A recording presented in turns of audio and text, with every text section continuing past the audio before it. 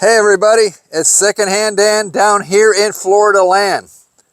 Tonight I have the tale of two drill presses. It is May 22nd. It's like 77 degrees in the evening here. It's 7:30. I thought I'd show you my two drill presses and what's up with them. Look, it's a floor model. Well, actually, it's a tabletop model. It's just sitting on the floor right now. But what you see in front of you is a Homecraft drill press, made in about 1953. I picked this up at a yard sale just about 2 years ago, and I think I have about maybe 40 bucks into it, if at the most. I haven't put a lot of work under that chuck yet, but it's been here and helped me out a couple of times. Well worth what I paid for it. I actually had to go and replace the motor switch. No biggie. I didn't mind doing that, but I thought I'd go over some of the good points and the bad points about this unit here, and then we'd go over the good points and bad points of the new one.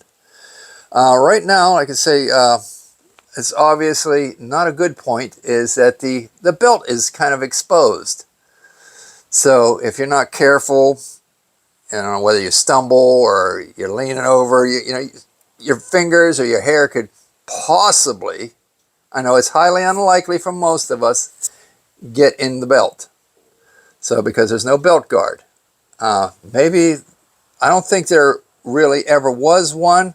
I've seen a couple of these on the internet and they all seem to be the open belt style. What's not good about it also is the chuck. This little,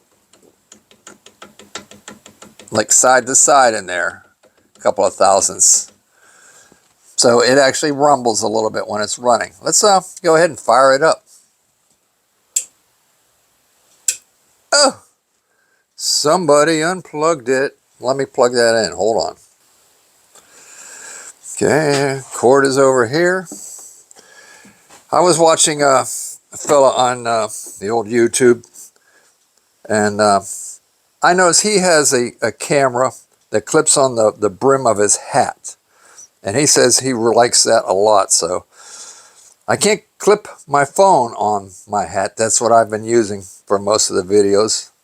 I did pick up a GoPro. I just haven't quite figured it out yet.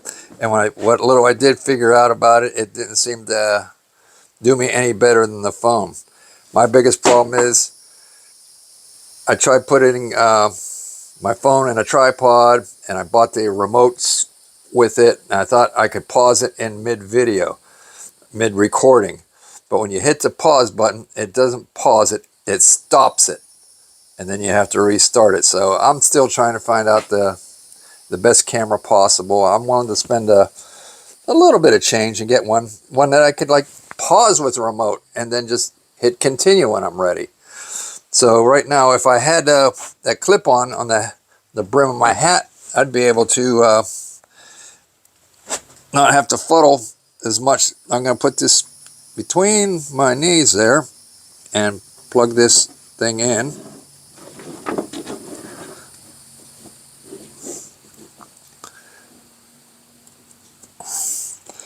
Okay, now like I was saying, we got a little bit of rumble in here. Contact. Nothing crazy, but you know, if you worry about some precision drilling, you know, you might lose a little bit of precision about it. And there goes that exposed belt. Watch out, fingers.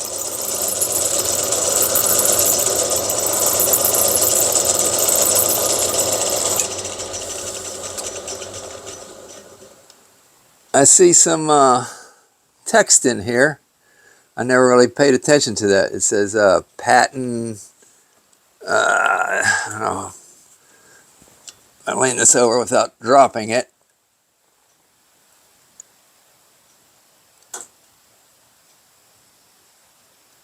I can't make that out other than patent 11.5 something. All right, it's not that important. Okay, that was the other thing on this is the handle is unique. Most of your drill presses have the three-way handle. This has just like a T-bar with a thumb screw in it. You can loosen it up. There we go. If I have to put my hand on the to hold that steady. Okay, that's where the camera and the hat brim would come in handy. But see how can I can slide this shaft, this handle, further out. So now you got more leverage when needed.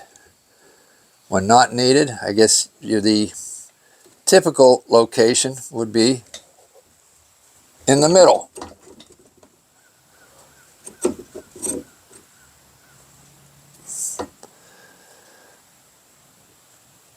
One drawback about this unit is you have to lift the table up to where you want it and then clamp it tight.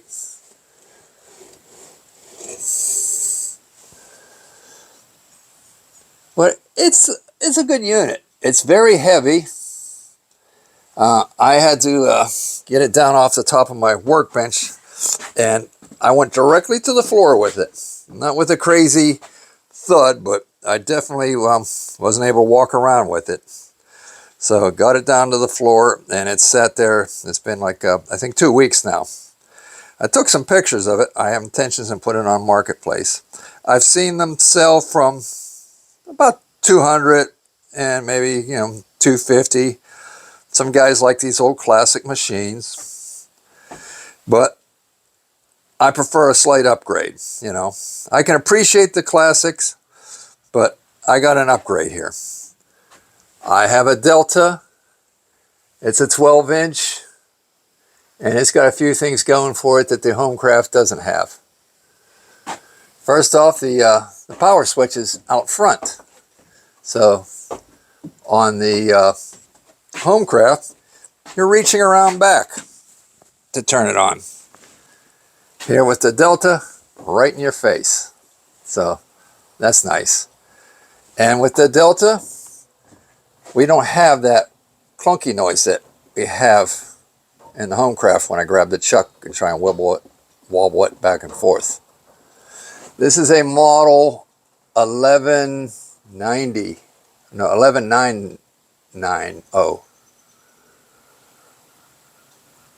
The Delta is actually, I guess, would be considered a 10-speed, just like a 10-speed bike, because you have 1, 2, 3, 4, 5, and 5 corresponding on that end. It's just like a 10-speed bike. It's nice that it has the drill bit speed chart, and they've even actually put it in Spanish. Okay. Now the Homecraft, I guess, is an 8-speed.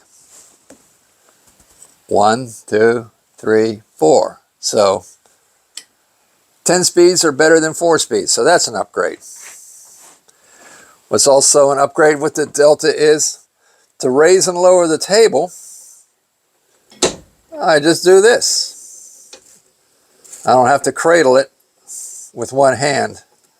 And this is nice because it makes it easier to zero in on the height, where the other one you might make a couple passes to try and get it just right, wiggling it and running it up and down.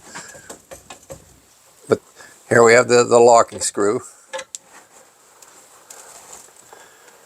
Well, you got to hear the Homecraft run. Let's hear the Delta run. Pretty smooth. Pretty smooth. So it doesn't look like it has a whole lot of use on it. Still has the, I guess, the original greasiness on the shaft to keep it from rusting. It's like,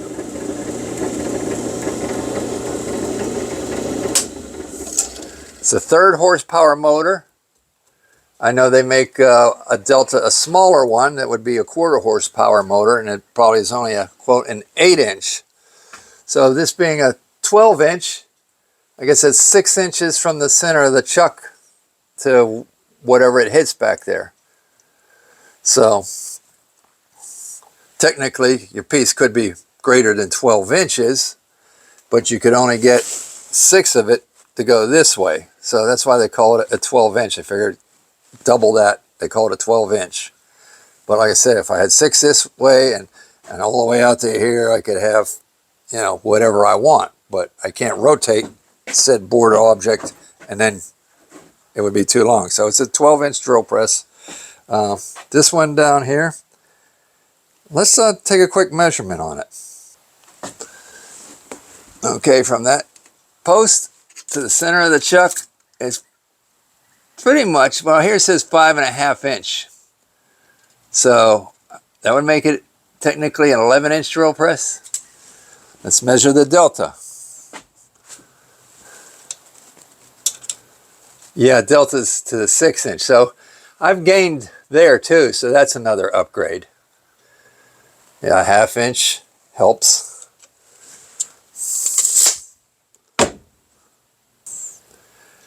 Well, I think it's only fair I find something negative about the Delta drill press. After all, I was picking on the other one a little bit, the Homecraft, but yeah, the big negative on this press is there's no light bulb. Well, the other one doesn't have one either, but still, I guess, hey, they're even in that regard, but still, I would have hoped to have upgraded to one that had a light bulb in it. The funny thing is I actually have a bench grinder with a light bulb in it. I bought last year at the flea market. I think it's a little overkill right now. I need to get one that's a little smaller. That one has a long shank on it. It's an LED.